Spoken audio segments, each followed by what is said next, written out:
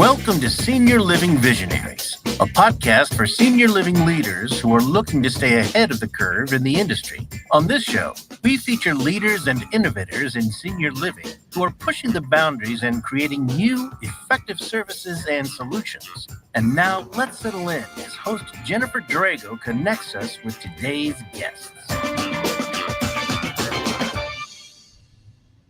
Hello and welcome to Senior Living Visionaries. We are broadcasting live from the Phoenix Business Radio X studio. And on this show, we showcase leaders and innovators in the field of senior living who are shaping our future. I'm your host, Jennifer Drago. I'm a strategy consultant and CEO of Peak to Profit. And today I'm so excited to welcome our guest, someone that I've known for a few years now, and it's Jon Fletcher from Senior Housing Partners, which is a division of Presbyterian Homes and Services. And he can, I'll let you tell us about Senior Housing Partners in just a second, but Jon joined Presbyterian and Senior Housing Partners in 2018 after serving on its board of directors for 2 years. He has $2 billion of project development and financing experience. And honestly, I don't know anybody who knows this stuff that we're going to talk about today better than Jon. He has specific expertise in multi-unit housing, mixed use, and suburban and urban development. He's a frequent speaker on the topic of multifamily senior housing, multi-site, brownfield, and middle market real estate development. He's also an 8-year Army veteran and a 40 under 40 winner from the Minneapolis Business Journal. I'm sure many other accolades to come, Jon, and you're so young, but you have so much vast knowledge and experience. So welcome. Yes, thank you so much for having me. Glad to be here. You betcha. And so tell us a little bit more about your role with Press Homes and then also with Senior Housing Partners, if you would. Yeah, certainly, absolutely. So I'm a senior vice president with Presbyterian Homes and Services, and I lead our strategic growth and real estate development team, which is focused on helping to expand the mission of Presbyterian Homes. But also we provide services to other organizations across the country, primarily nonprofits, in helping them to expand their senior living. So we provide consulting services and whatever is needed to help these organizations meet their own goals of expanding across the country. Perfect. Thank you so much. And that's actually how we met, through a consulting project, and really interesting. So let's first set the stage for what's going on in our industry. In case somebody isn't in the industry and just happens to be listening in, we know that the folks who are turning 65 and older today, there's about 10,000 of them every single day. And we know that they have a different financial status than the generations that came before them. The baby boomers perhaps don't have as many pensions, may not have as much retirement funding. And so we have this issue where we have a number of people who are going to need senior housing and senior services, but yet are in a different financial category. So we call them middle market. So they're truly middle income. They've probably been middle income earners in their life. They probably still fit into the middle income bracket. And we as an industry need to figure out where they're going to live and how we can take care of them, what services we can deliver to them, because there's going to be so many more of them than there are of, the folks who are going to be caring for them and servicing them. And we already know not enough product. There's not enough housing product, even if we built every minute of every day from now and then, between now and, when they're already hitting 65, but when they truly need services, we know we can't fill that gap. And so what I love about the work that Jon does is they've really perfected the model of middle market development as it relates to senior housing. He knows the formulas. He can tell you about, how they produce financially. And so as an industry, I think you're going to find this conversation very helpful today. So Jon, let's start out with, I've kind of talked about how I define middle market, but how do you define middle market as it relates to senior housing? What are we really talking about? Yeah, that's a great question. And it's a big one in the minds of kind of everybody in senior living at this point. So much of the product that has been built to date has really focused on kind of the barbell ends of the spectrum in terms of, a typical CCRC community, which is maybe targeted towards more upper income households. And then you have obviously a lot, not enough, but a targeted effort towards affordable housing at the lower end of the income spectrum. And so really the question is what is or can be built for folks that fall in between that. And I would say it's kind of a simple idea in terms of the missing middle, but it's complicated to define and complicated to finance, or it can be complicated. And so we've really tried to boil down how we define middle market by taking the different income bands and not just segmenting them by household income or household resource availability, but instead really trying to focus on that in conjunction with what are the financing sources available. So we've kind of broken down these submarkets into 4 sections. So really kind of very low income, which would be households that are earning 30% or less of median income, right? And that type of household usually has housing options that are 100% subsidized through grants, through tax credits, et cetera. There's a low income bracket then that is 30 to 60% of median income that's supported through tax increment financing, and then low income housing tax credits. And then there's the high income, and we'll come back to middle market, but then the high income is what we consider to be 150% or greater of area median income. And that's really market driven. That's the kind of the luxury housing product that you see kind of being built everywhere. And so you heard me skip from 60% to 150%, right? So that's really how we define the middle market. It's households that are earning 60 to 150% of area median income. And so just as an example, if your local market where you're at has $100,000 median income, that's households that are earning or generating annuitized income of $60,000 to $150,000 a year. And what you run into is the challenge of there aren't any sort of subsidies or government subsidies targeted towards that. There aren't any, typically you're not able to generate enough income just from market rents to actually pay to support the debt service that's required. And so you just kind of have this tweener status of all these households. You look at 2032, 2035, all these households coming down the pike, and just not enough housing that can be afforded by folks in that. So we generally define it as housing that is affordable to folks earning between 60 and 150% of AMI. Okay, and that's annual median income.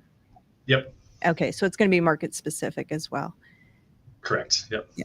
And so, what I want to point out about that before we go into the senior housing aspect is, middle market, it may be us, it may be the listener, it may be our parents, it may be it is the firefighters, the teachers in our community. I mean, we know people in this middle market, and it's Jon's mission to make sure that those folks have a place to live at the time that they need that place to live. And as an industry, it's our job to figure out also how to provide services to that middle market. So tell me in general, how does operating a middle market community differ from operating a market rate community? What are some of the main differentiators? Yeah, it's a good question. There's a lot of similarities, but also a lot of differences between mid-market versus a classic like type A community. I think number one is that there needs to be significant focus on operational efficiencies, and a strong focus on resident needs versus organizational wants. And, kind of the funny example is, there's these great communities and organizations that just have a desire to provide all kinds of services and hospitalities for residents. And, you might have this conversation of, well, if we only had like a director of pickleball success, available to our residents, they could be amazing and happy and fully engaged in pickleball. And that's probably true, right? If you had someone just focusing on that. Is that necessary? Maybe not, or maybe it could be an a la carte option, and I'm just saying that in jest, but, it really comes down to how many staff are on site. At the end of the day, for middle market, one of the key goals is to try to keep rent affordable for these households. And rent pricing really comes down to just a simple balancing equation. What can residents afford to pay versus what is required to provide staff with competitive wages that allow them to live and thrive. And the reality is that the larger the pool of staff is, which is the most significant portion of your operating expenses, the larger that pool of staff is, the bigger your rents need to be. Mm-hmm. And so we just need to be really realistic around what do residents need versus what do maybe we as an organization feel like residents need or we want to provide in order to provide over the top service. So, staffing is one of them. Also really trying to fight the urge to over amenitize buildings. I like to tell people that with mid-market communities, we want to try to provide, or we want to try to achieve a simple and pleasant hospitality, right? Again, providing them what they need, going above and beyond in the hospitality when we can, but just being realistic. I think a great example or comparison is if you think about like in the restaurant industry, you have all different types of restaurants, but in general, you can kind of boil it down to there's fast food, there's fast casual or quick service, and then there's fine dining or full service. And we're trying to hit that midpoint of fast casual, and which is going to be providing the healthy meal options and good quality customer service and a lot of a la carte options, but it's not necessarily bringing the white tablecloth out every single time. And I think that last point too on the a la carte options, that's probably another really key differentiator in mid-market communities as well, is just that giving residents choices around what types of service packages and hospitality offerings they want to accept or opt into, I think is really key. You can kind of think of like a cruise ship as well, where the level of expectation around hospitality and services is very high across the entire cruise ship. But the reality is that when you get onto the cruise ship, you can have the choice of, do I want to have the largest cabin, or do I want something more modest? I can maybe choose to have XYZ service brought in versus full service, et cetera. So having a lot of a la carte options, I think is really key as well. Okay, great. And so this is really important, Jon, I think, and for providers, if they don't currently operate middle market. And when you and I first started working together, I worked for a provider that was a multi-site CCRC provider, and we didn't have any affordable, we didn't have any middle market, and we were really trying to figure out how to bring middle market into our service, our continuum. And you explained to us very early on, this is a very different product. You need to think differently. You need to staff it differently. While we might be able to purchase some services from the parent organization, this is, a different staff, a different level of service, if you will. I mean, like you said, the customer service is still great, but the amenities are a la carte and less than you would see in a typical CCRC. Is that something that you work with clients a lot on, trying to, manage different levels of their housing? Yeah, absolutely. I think several years ago, the discussion was a lot more around how do we design the buildings to meet mid-market kind of, I don't say standards, but mid-market price points, right? How do we adjust the countertops and the cabinets and the flooring, and those things like all do add up, and we want to be really thoughtful and intentional around what that design is. But especially over the last 3 to 5 years, the conversation has really shifted from how do we design the buildings to how do we design the operations to make sure that we're able to maintain the margin that's needed. I mean, that's the reality at the end of the day. Again, it's how do we balance what residents can afford versus what is needed to provide for staff to be able to thrive. Yeah. And so let's jump to that question, because to be honest with you, when I was working with my last provider and we were trying to figure out if middle market fit for our organization, and there was a big concern about how it would perform financially. So let's talk about how mature middle market housing, senior living projects actually perform financially when they're operated the way that you described. Yeah, what's really interesting is that middle market communities actually tend to be some of the best performers. And I think a lot of folks, when they first get into the discussion of middle market, it's going to be, it's going to take a lot of financial resources. We're going to have to subsidize this forever. We don't think we want to go down that route. Can we afford to do it? But the reality is that, in our portfolio of housing, middle market is by far our most stable. It's our most successful operating platform. In general, at stabilization, we expect to achieve EBITDAs of 50 to 55% on our newer communities, which is great. Generates cash on cash returns of 10 to 12%. We typically see IRRs in the 16 to 22% range. So very market competitive. And we expect those communities to be contributing financially to the organization. They should not be a drain on existing financial resources, or you shouldn't need to be putting foundation dollars. If anything, your mid-market communities should be able to kick back to the organization to support other, benevolence initiatives.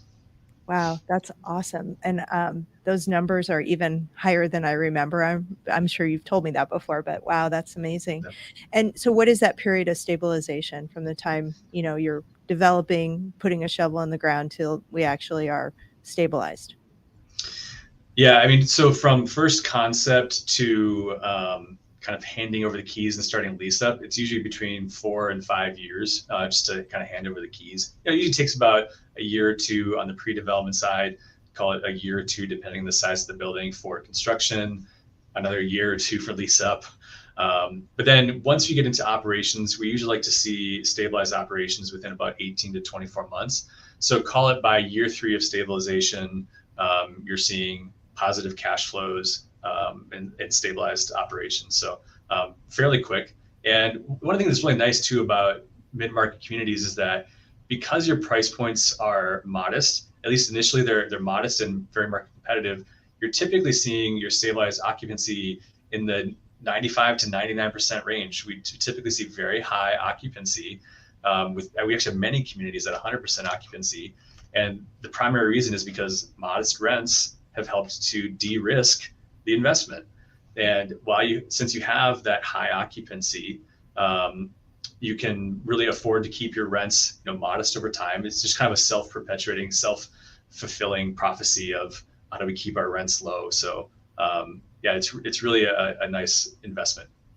And so you've shared with me that at Press Homes, middle market housing represents about 60% of your overall housing. So how many properties is that? So we have about 65 communities, or about 10,000 units in our own portfolio that we own and operate. And so about 60% would be middle income, about 20% upper income, and then 20% low income or subsidized. And we do that intentionally to provide a diversified stream of income, diversified resident base in terms of who we're serving. We just try to diversify across a lot of different platforms. Also the diversity in payer source, right? Private pay versus subsidized versus any sort of agency or federal or state subsidies. So it's a good blend. Yeah. And I wanted to point that out because as John's sharing that those EBITDA numbers and that IRR, it's not, one building that had really good experience. I mean, that's your portfolio. That's, kind of your average performance in your middle market portfolio. And so that's pretty impressive. I just wanted to point that out. Okay, so let's talk about current market conditions and what is that doing to middle market housing development in terms of our interest rates, our construction costs, our staffing shortages. Where are we at? Yeah, well, there's no secret that high interest rates and construction costs right now are challenging the entire development industry, not just the mid-market. But especially for nonprofits. Basically just margins are getting squeezed. And so on the nonprofit side, while the demand is very high, a lot of folks are pausing their developments. They're not necessarily canceling work that's in project or in process, but they're pushing pause, waiting to see how the economy stabilizes over the next year. But what's been interesting at the same time, folks recognize that we might be going into a bit of an uncertain season. But at the same time, they're recognizing that pre-development work typically takes 1 to 2 years for a project to get ready to go. And so we still have either for ourselves or for our partners that we're working with, they're still taking this opportunity now when the market's uncertain to maybe put a shovel in the ground. They're taking that time to start doing all the pre-development work, the market research work, doing the plan drawings. Because again, that can take 1 to 2 years itself. So that way, if and when the market returns, you're ready to go with a shovel in the ground and you can then meet the market. Basically, if you wait until the market looks good to start having this conversation, you're already late. You're going to be like 3 years late. Right. And so we're fairly big proponents of let's get rolling on the pre-development work. It's a fairly low cost of entry in terms of doing the pre-development work, but you could save a ton of time. Yeah. And we also are seeing some providers, if they're fortunate enough to have cash on hand, maybe banking some land that they know they want to develop on. And so they can start that planning work as well, right? Yeah, great time to buy land. I mean, obviously it's site specific, but just in terms of construction costs are high, interest rates are high, and so there's less competition for buyers out there. And so if you have the wherewithal to put in an offer, a competitive offer, you can usually get reasonable deals now. I say reasonable just in comparison to what pricing we were seeing, and in comparison to potentially the pricing you're going to see in the future if interest rates come down. So land banking, again, in select situations makes a lot of sense. Yeah. And that's something else that Senior Housing Partners helps its clients with, is selecting the right piece of land if they don't already have a piece of land in mind. So good to know. And so let's bring our crystal ball out for a second. So we know we have lots of people in pre-development and maybe holding on, actually getting their construction financing and starting their construction project. Do you anticipate that when interest rates decline, that we're going to have a kind of a backup in the pipeline and end up with some shortages and, needing more construction labor? Yeah, I think so. And like you said, we're crystal balling at this point, but at the same time, you can't help but look at this and say, there's a lot of work that's been paused that's going to need to be built at some point. Just like in the last recession, if construction work slows down, there's certainly concern that you might see another exodus of construction labor. If you combine that exodus with this pig in the pipeline of projects that need to get built, it could be a pretty big whiplash in terms of you have high interest rates, and then as interest rates come down, suddenly construction costs skyrocket because all these projects want to get in the ground, but there's not enough labor to execute on it. And you're just also hoping that supply chain issues have been resolved. We're still seeing supply chain issues around major mechanical systems for buildings. Electrical switchgear is a big one. And so it'll be interesting to see where things go. And as a developer, you hate to try to time the market because you never really get it right, but you are just trying to be ready to move quickly. And so I tell folks, try to get yourselves in a position where you can move within 120 days of the market conditions looking good. Like I said before, if you wait until the market feels comfortable for you to start working, you're going to be late. You're going to wait 1 to 2 years until your plans are ready. You got to be able to move in 90 to 120 days, basically the time it takes to close financing. Yeah, perfect. So for providers who already know middle market is in their future, or additional middle market housing is in their future, you've given us a lot of things that we can be doing now while we're waiting for interest rates to drop so that we're ready to go. Are there any other strategies we should consider in light of the current market conditions, such as acquisitions? Yeah, no, that's a great point. I mean, so like right now with return on cost spreads being really compressed due to high interest rates, it's natural to look out there in the market and say, okay, new development can come with some risks around costs and labor, et cetera. But if there's communities that are already operating, it's already kind of shaken out, obviously, the development risk. You understand the staffing, you understand how it's performing. You could make some operational tweaks if you wanted to, but then in terms of expanding your portfolio, you price the acquisition based on how it's performing currently. So a lot of risk has been taken out of it. And the reality is, like, assuming you're buying an existing middle market community, and depending on the quality of the property and the quality of operations, it wouldn't be out of the ordinary to see a discount of 30 to 50% versus new construction, right? And that's assuming you're buying a 10-year-old building, 15-year-old building, maybe it's kind of a B plus, A minus type building, but perfectly appropriate for a middle market community. You can, even if you have to invest some money in deferred capital or deferred maintenance, that's totally fine. Even accounting for any additional investments you need to make to maybe bring it up to date, you're still acquiring at a cost basis significantly below new construction. And so even for ourselves at Presbyterian Homes and Services, we are in the process of acquiring communities right now, just because it makes sense based on the capital markets. But then at the same time, we're still preparing for when development makes sense in the future. So amazing. That's a really good point that maybe some weren't thinking about. So I hope that we've got them thinking today. So what are some strategies that are important when you're developing a successful middle market community? Yeah, no, absolutely. I think I always tell a lot of folks there's not one magic bullet. It's a lot of little things. There's a lot of kind of 1% things that you can do that add up to making 20 to 30% difference versus a market rate community. And I think we have a white paper that'll be included with this or linked to this that lists about 20 different tips and strategies. but I pulled out just a few kind of key items that I would share with folks as they're looking to build a middle market community. And so from the first one, from the get-go, focus on design and operational efficiency.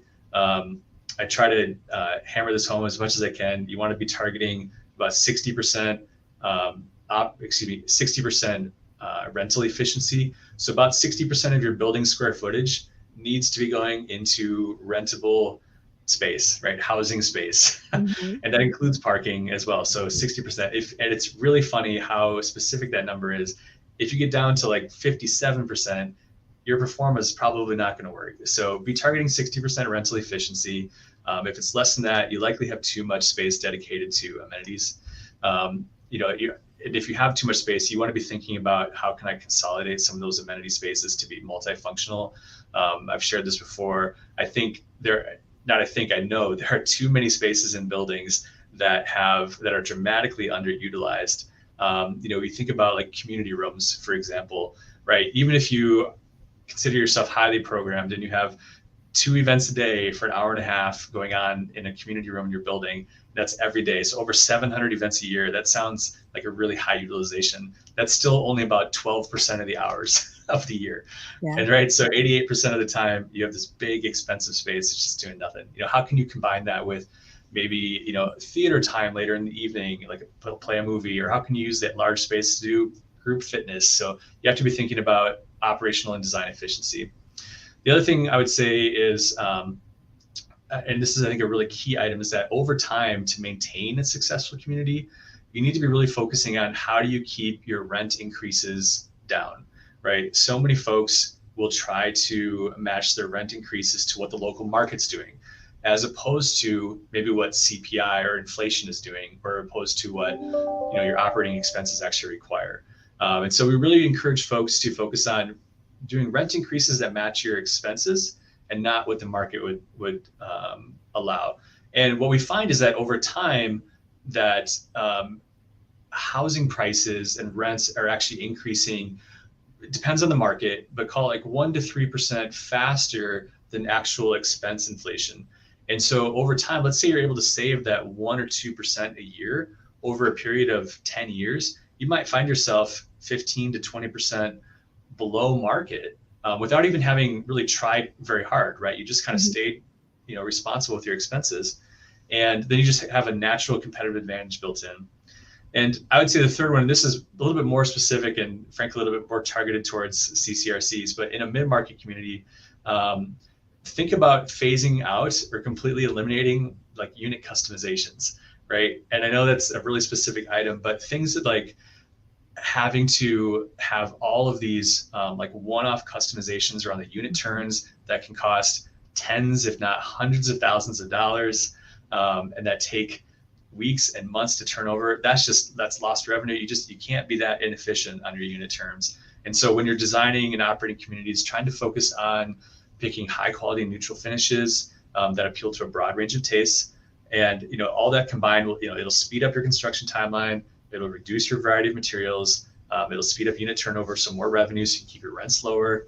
And it'll dramatically simplify the number of maintenance folks you have to have on staff, right? So that's just kind of 3 ideas out of 20 in the white paper. And again, some of them are more broad, and some of them are more specific, but each one of them kind of adds up to hopefully helping. Yeah, thank you. And thank you so much for offering that white paper to our listeners, because your expertise is evident, and the fact that you put that all into a paper that we can all absorb and really learn more about how to do this right and how to do this well I'm thankful that you did that for us. So thanks so much. Yeah. So let's talk. I know financing is a big part of your expertise and a big part of the work that you do. And so when an organization is thinking about a middle market housing project, what kinds of finance strategies are you seeing? What does the capital stack look like, so to speak? Yeah, absolutely. There's a lot of different ways to finance these projects. And every organization has their own, I would say, like called best path based on what their limitations are, how much equity is available, what their credit profile is, the size of the organization, et cetera. But I would say if you have flexibility and if you have options, what we're typically seeing is that to have a successful middle market community on the nonprofit side, you need to be targeting around 15 to 20% cash equity into projects. On the for-profit side, we would expect folks to need to invest upwards of 30% cash equity into the deal in order to get the kind of market required returns. Going back to the nonprofit side, we typically encourage organizations to pursue tax-exempt bank qualified notes as a way to reduce interest rates. Those are usually very competitive as opposed to tax-exempt bonds. And there's situations when a tax-exempt bond makes a lot of sense, or it might be even required. But to the extent you can pursue bank financing, we typically prefer that, primarily from the reason that you're able to, during the construction loan process, get a drawdown structure. And we're big advocates of a drawdown structure in your construction financing, as it helps you to save interest costs. That, depending on the size of the project, that can literally be millions of dollars in savings if you're able to do a drawdown financing versus a gross financing at the beginning. And then typically as well, on a bank deal as opposed to a tax-exempt bond, there's a significant difference in the amount of debt service reserve funds that are required. Debt service reserve funds and a tax-exempt bond can add up to millions of dollars on their own. And these are all just, again, little pieces of the puzzle that keep adding up to one more kind of ding on making the deal work. And again, that's not to say that tax-exempt bonds are bad. We've financed many deals with tax-exempt bonds, but it takes a certain situation. So if you can pursue a drawdown structure, try to avoid significant reserve funds. We also really try to encourage folks to try to maximize local support, talking with their local officials as to how mid-market housing is a key part of the affordable housing spectrum. And then because it's a part of that spectrum, are there local pots of money that might be available to support additional affordable housing in that 80 to 100% of AMI price point range? To the extent you can get tax increment financing that can help support your project. Fundraising from donors or other organizations or institutions is obviously a great way. And then also, if organizations are looking to get into the space, depending on their resources available, just taking a look at if there's opportunities to partner with other joint venture partners that might be able to come to the table with additional cash equity in addition to experience and other resources. But there's a lot of different kind of pieces to the puzzle. And so we would really just encourage folks, though, to explore all the options, early on when they're trying to build their capital stack. Yeah, really good points there.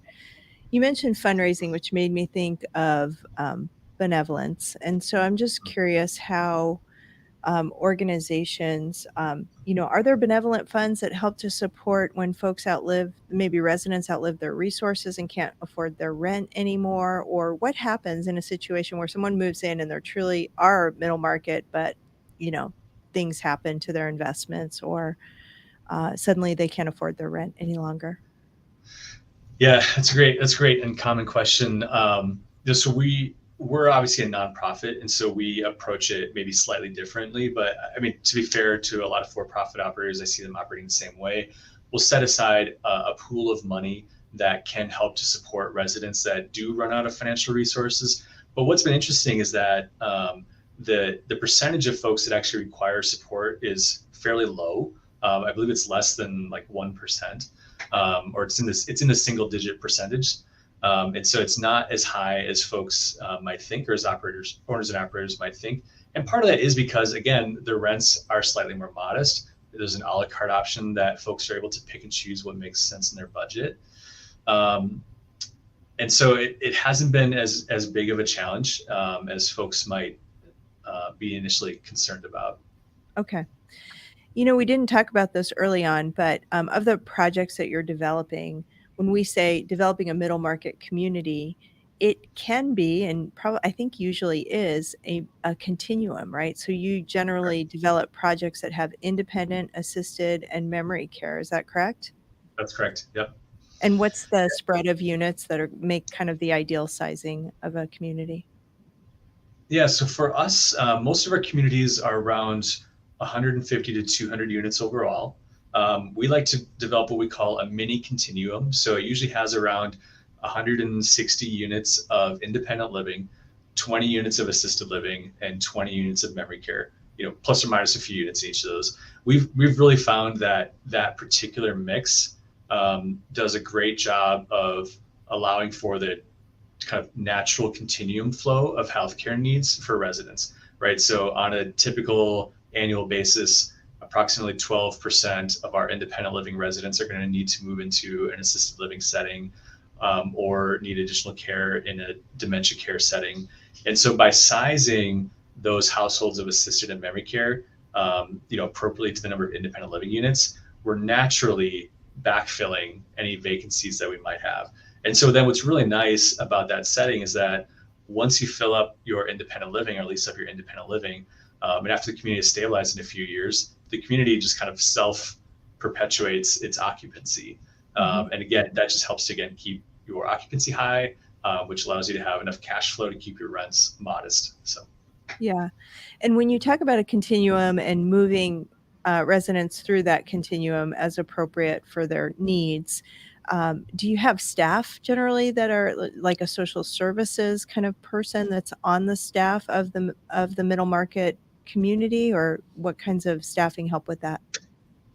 Yeah, we do have household coordinators that help to assist residents as they transition from one level of care to the next. We do try to obviously keep residents in an independent setting as long as possible for their own benefit.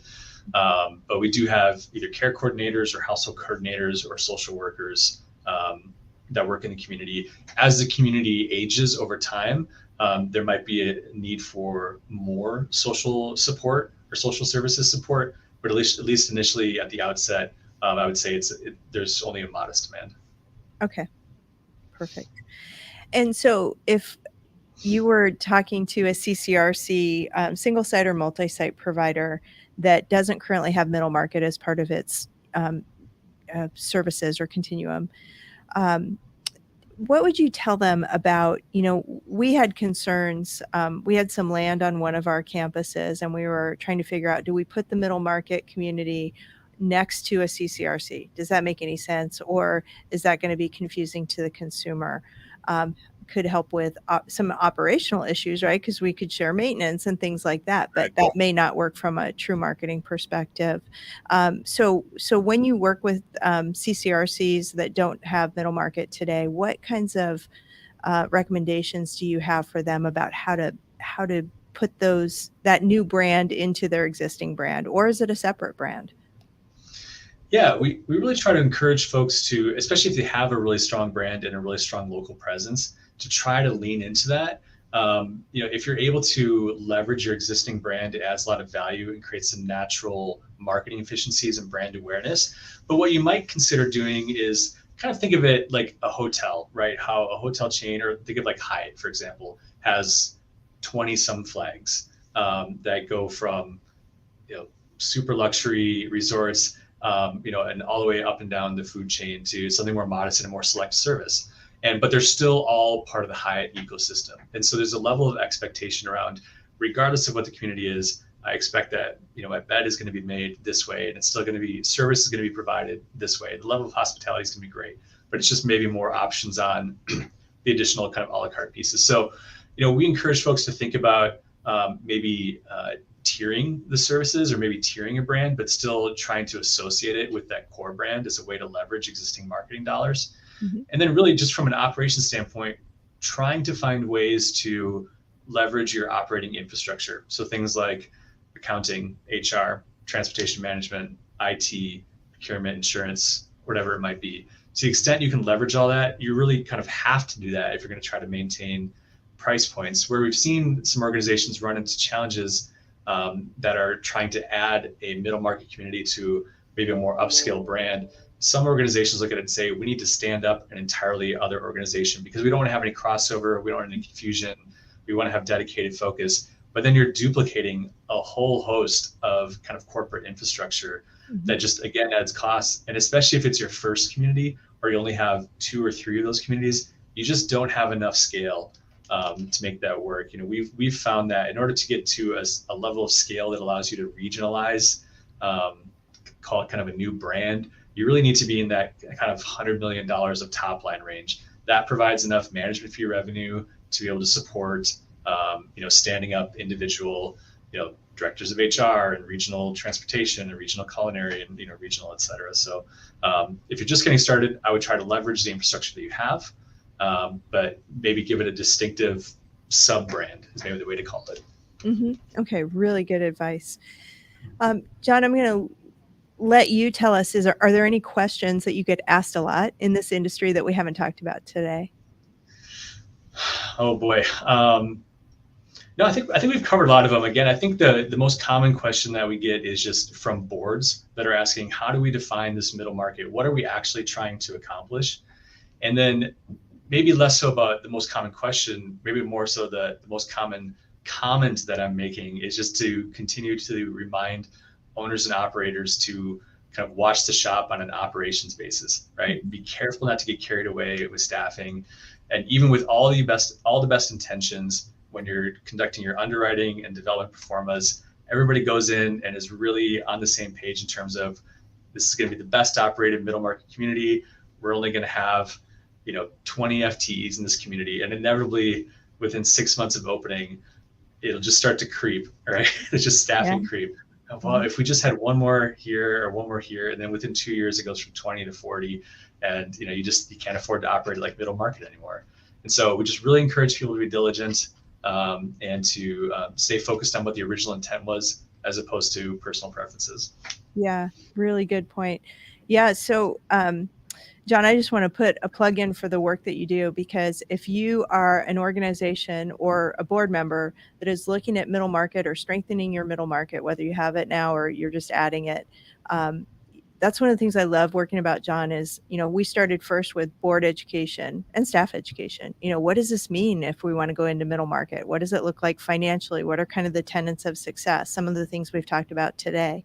So you were able to educate us. You were able to tell us, again, help with site selection.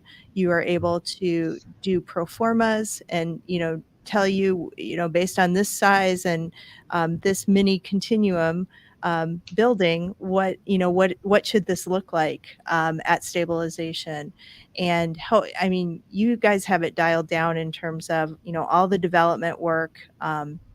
You can work as a development partner, if the organization needs that, right? So there's so many things that senior housing partners can do in this space to help providers. And so if you're looking at a middle market opportunity, I just want to put a plug in for senior housing partners, because they really help to get us further faster because of, all of your knowledge. And so I want to thank you for that. Thank you for serving our industry the way you do.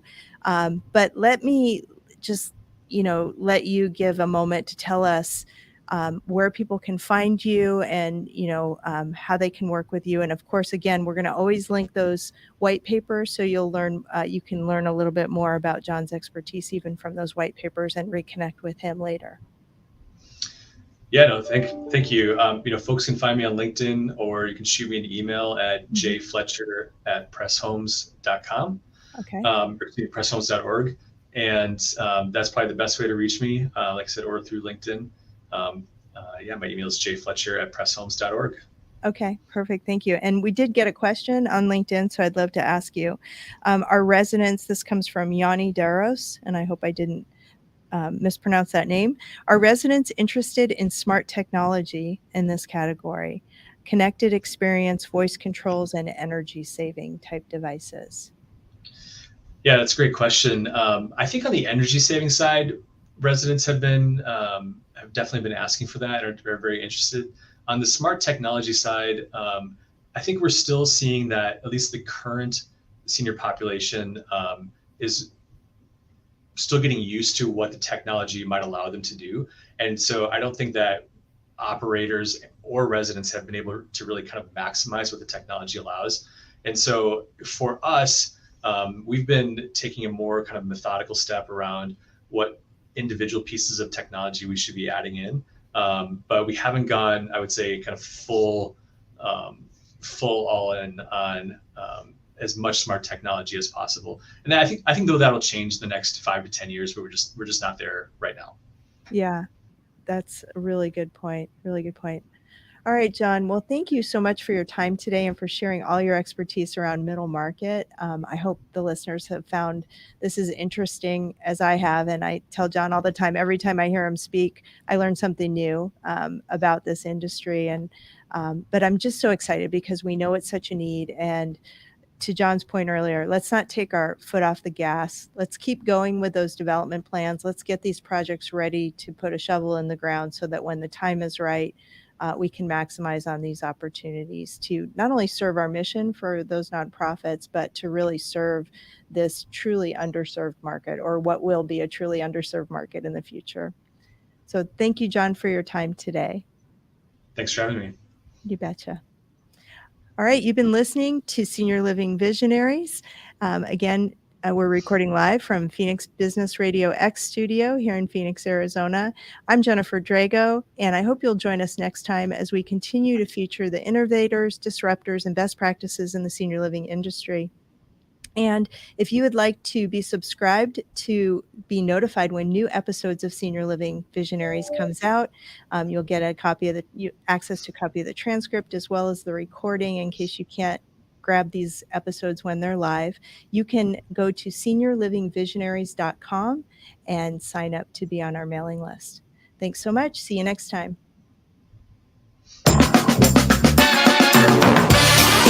You've been listening to the Senior Living Visionaries podcast and radio show, where we showcase the leaders and innovators in the industry who are pushing the boundaries and setting the stage for the future in senior living and services. Join us next time as we share the bold ideas and breakthroughs of the industry's most forward-thinking leaders here on Senior Living Visionaries.